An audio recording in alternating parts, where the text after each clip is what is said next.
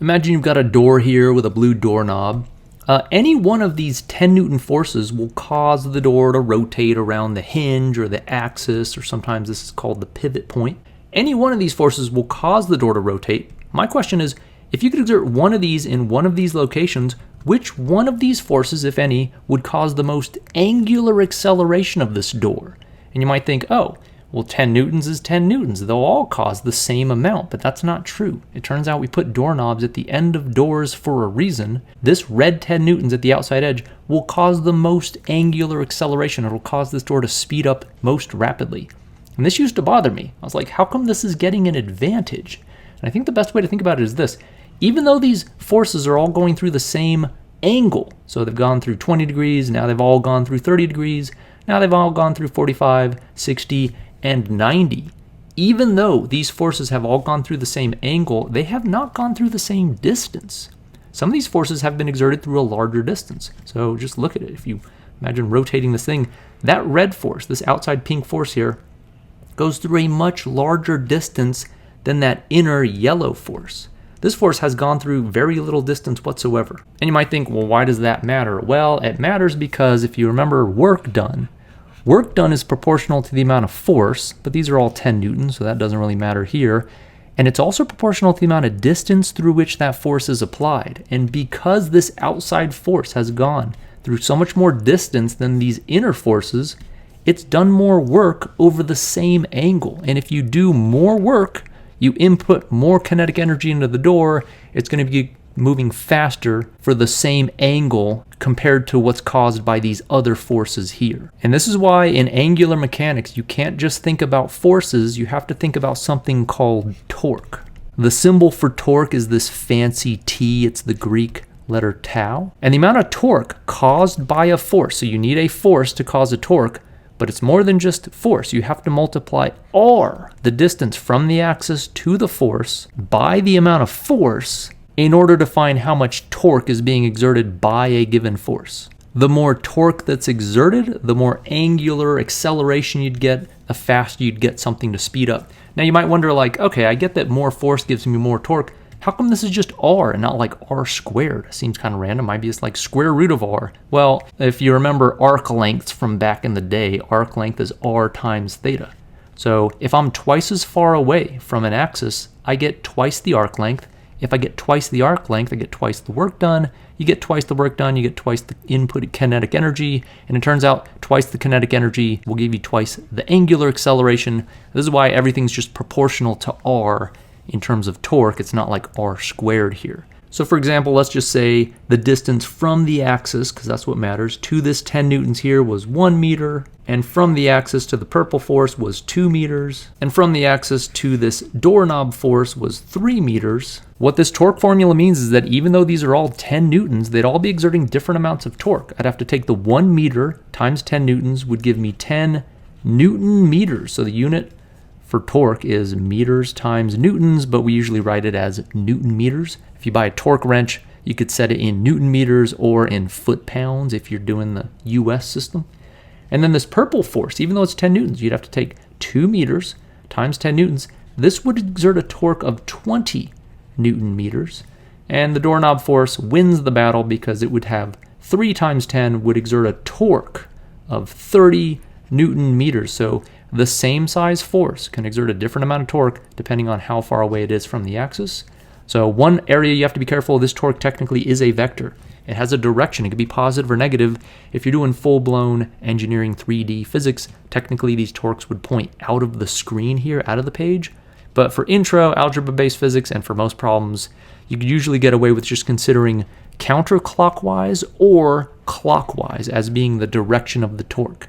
That is to say, these forces were making this object rotate in the counterclockwise direction, so they would all have the same sign. The convention is to call counterclockwise positive, so we'd call these all positive. If there were any forces that tried to rotate the system clockwise, you'd call those torques negative. You could do it either way as long as you're consistent. Most books pick this as the convention though, so you should be aware of that. And then the last little bit to be careful about, I'm drawing all these forces nice and perpendicular to the R. And if that's the case, you just do R times F. If your force has different components, you need to make sure that the only component you plug in here is the perpendicular piece. So if this had some weird angle here, you'd only want the piece that was directly into this perpendicular lever arm here at a perpendicular angle. We'll talk about that more later. But for now, let's just try some problems to kick the tires and get used to this formula. So imagine this example here where you've got the fancy door, at the fancy hotel or restaurant that's a rotating circle, and you can go in from either direction. This would be a bird's eye view. Now imagine you go into the hotel, you're pushing over here, you took physics, you know what to do. So you exert this 20 newtons over here. Let's say someone else comes in from the other edge. It's all awkward. And they're trying to go in the other way, and it's a stalemate. You're both pushing with forces, but nothing's happening.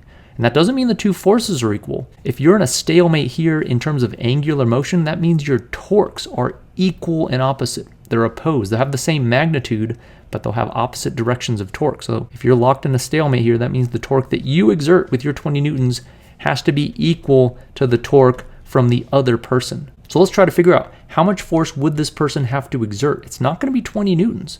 They're pushing closer to the axis here, so they're going to have to push with more force. How much more force? Well, we can use the formula for torque to find it. The torques have to be equal if there's no rotation here. You're balanced out. If your force is 20 newtons, you're exerting a force 3 meters away from the axis. That's your R, would be 3 meters times 20 newtons means you're exerting 20 times 3, so 60 newton meters of torque. And that means the other person has to be exerting 60 newton meters of torque, but their R isn't 2. Be careful here. You always have to measure from the axis, the point where you're rotating about. That'd be 1 meter. If this door is all symmetric here, so it'd be 1 meter times F. And if you take this 60 newton meters and you divide by 1 meter, you're going to get that this force here is going to have to be 60 newtons. So this person's going to have to exert more force. In fact, they pushed 3 times closer to the axis, so they're going to have to exert 3 times the force that you do. You have a 3 times advantage here in holding this door compared to the other person.